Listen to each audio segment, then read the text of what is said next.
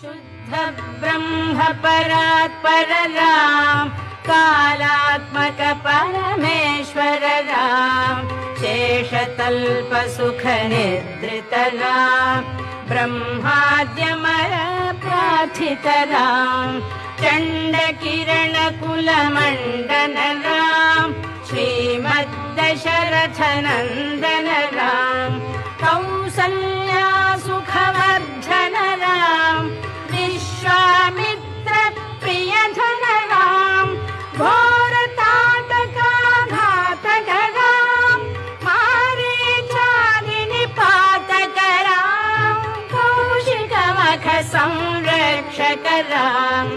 Ram Ram Jai Raja Ram, Ram Ram Jai Sita Ram.